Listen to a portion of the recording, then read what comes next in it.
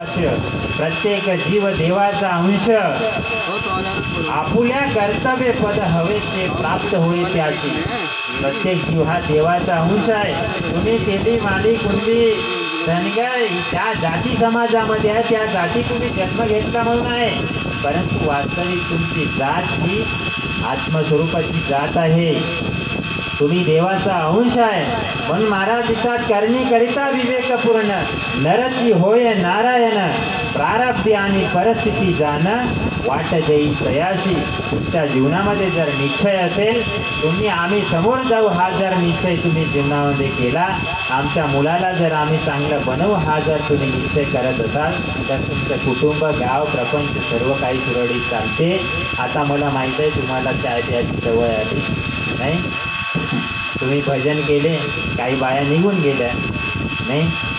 येताना फार लोक होते, मला आनंद वाटला, जरा जास्त गिरायक आहे म्हणे, म्हटलं 5-10 मिनटं जास्त सांगू. परंतु याच्यातले काही गिरायक घरी गेले नाही.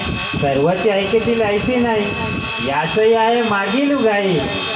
सर्वच ऐकतील असे नाही मित्र, परंतु ज्यांनी कोणी हे शब्द कानावर ऐकले हे संतांचे शब्द आहे, माझ्या घरचे नाही. परंतु मी 27-28 वर्षापासून जो महाराजांसोबत कार्य केलं, त्यातून जो अनुभव आला मला, मी तुम्हाला सांगतो एक अनुभव. 27-28 वर्ष झाले आम्ही ही मंडळी पाहतच आहे. आजपर्यंत कोण्याही गावला कितीही थंडी असू दे आम्ही सकाळी जातो, परंतु आमच्या पायाला अजून काटा रुतला नाही. ही ताकद आहे त्यांच्या सामर्थ्यांचे मित्र हो.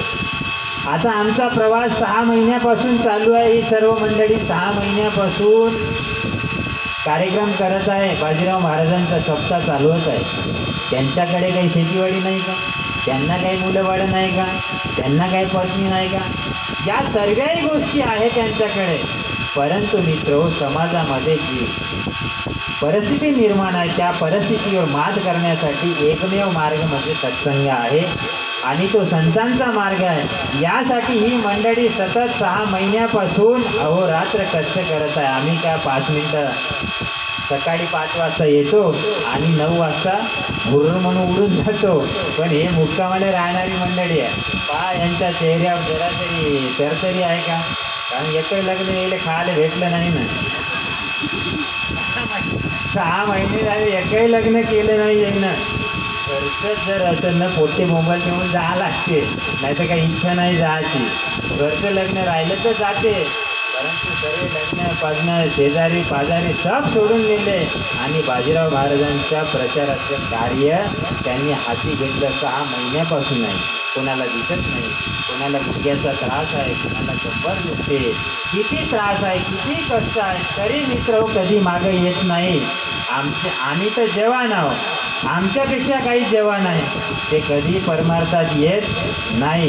आणि ज्यावेळेस गाडी भंगार होते, धुवा मारते, मग तेव्हा म्हणते देवा आता मध्ये घेऊन जा रे, देव काय एवढा पिसा नाही.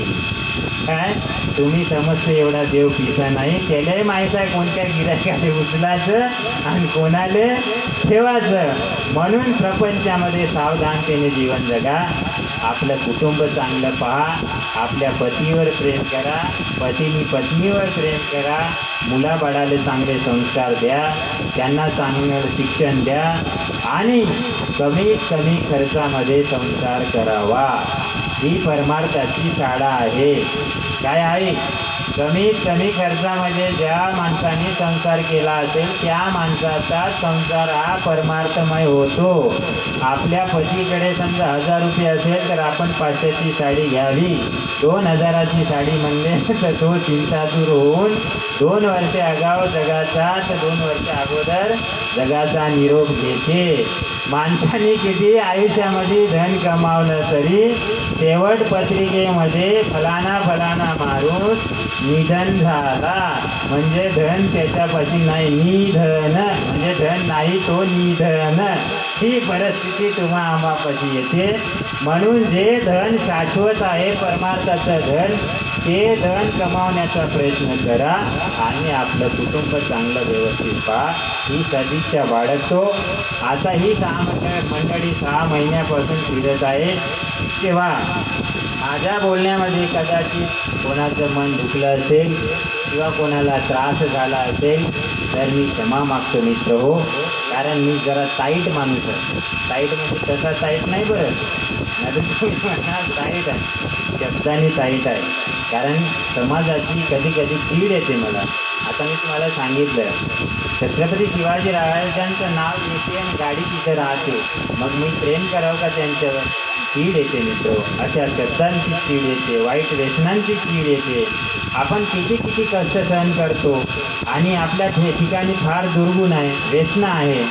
अरे जेवढा प्रेमाने घोटू घोटू खर्रा खातो ना, तेवढं जर प्रेम जर बाजीराव महाराजावर लावलं असतं ना तर आज लोक आपली पूजा केली असती मित्र.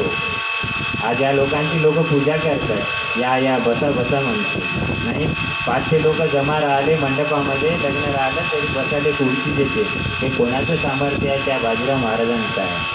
पण आम्ही कसं जेवढा प्रेम आमच्या खर्यावर लावलं तेवढं जर प्रेम प्रपंचामध्ये संसारामध्ये बाजीराव महाराजावर, तुकडोजी महाराजावर, मोहम्मद पैगंबरावर, येशू ख्रिस्तावर, तुम्हाला जो देव आवडते ना त्या देवावर जर लावलं असतं ना तुम्ही आज कुटुंबामध्ये तरी पूजनीय झाले असते. लोकांसाठी नाही, कुटुंबात तरी पूजनीय झाले असते.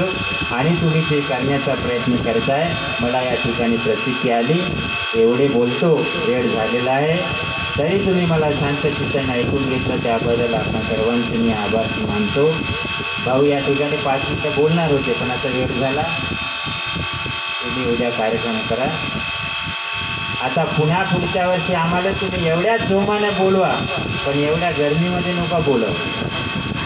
थोडा अगोदर बोलवा. आमच्या मंडळींना काही कार्यक्रम करू द्या, त्यांच्या घरी जाऊ द्या.